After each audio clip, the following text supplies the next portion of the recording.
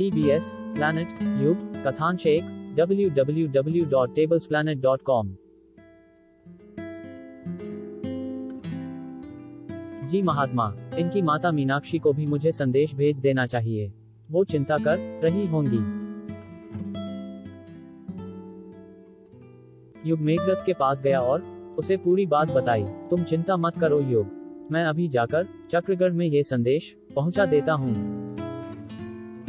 परंतु ध्यान रखना कि देव का रहस्य किसी को पता ना चले।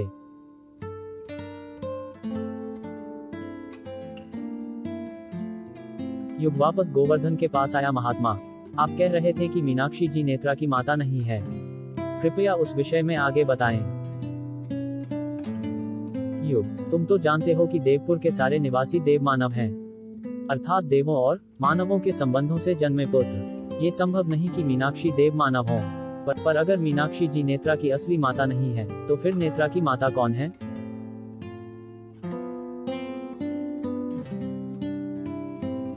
ये तो मैं नहीं जानता युग।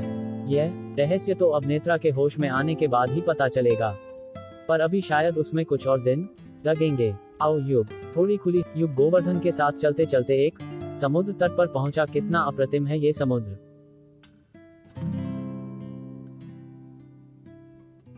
हाँ, अभूतपूर्व।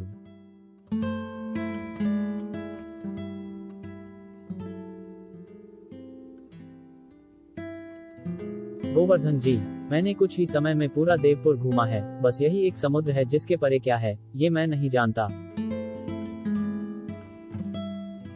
और जानने की चेष्टा भी ना करो युग।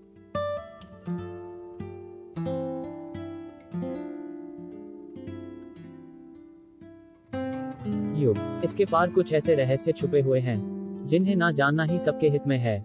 आओ, संध्या हो गई है, घर चलते हैं।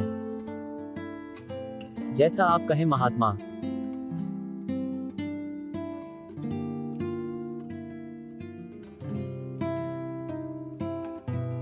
गोवर्धन जी बहुत उदास जान पड़ रहे हैं। ना जाने इस समंदर के परे ऐसा क्या राज छुपा हुआ है। युग कुछ समय कक्ष में आराम करता है। इतने में युग जी, देवपुर सम्राट रत्नाकर ने आपको बुलाया है। ठीक है, मैं आता हूँ।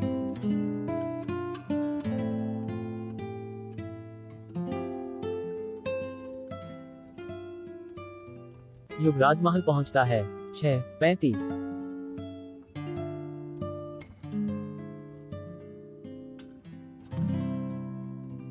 प्रणाम महाराज।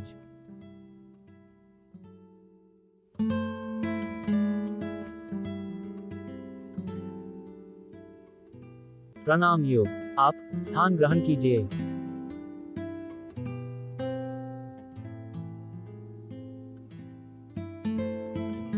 युग, आपने शाक्यासुर का वध कर समस्त मानव जाति का कल्याण किया है। हम देवपुर निवासी भी आपका अभिनंदन करते हैं। महाराज, इन औपचारिकताओं की कोई आवश्यकता नहीं। मैं जो कुछ कर पाया आपके और समस्त पूर्वजों के आशीर्वाद से ही कर पाया। महाराज, मैं अपना सारा जीवन शाक्यासुर की तरह बढ़ रही असुरी शक्तियों का नाश करने में ही लगाना चाहता हूँ। तुम धन्य हो युग। शाक्यासुर के अंत के बाद अब कोई संकट नहीं रह गया है।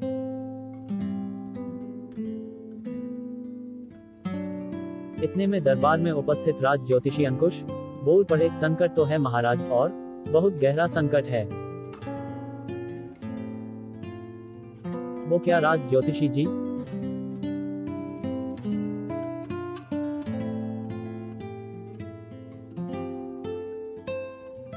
महाराज, आप तो जानते हैं कि शीघ्र ही रोहिणी नक्षत्र लगने वाला है, और पिछले 60 वर्षों से हर 15 वर्ष पश्चात रोहिणी नक्षत्र लगते ही समुद्र से एक गहरा हर 15 वर्ष पश्चात आने वाला रोहिणी नक्षत्र हमारे देवपुर के लिए किसी श्राप की भांति आता है।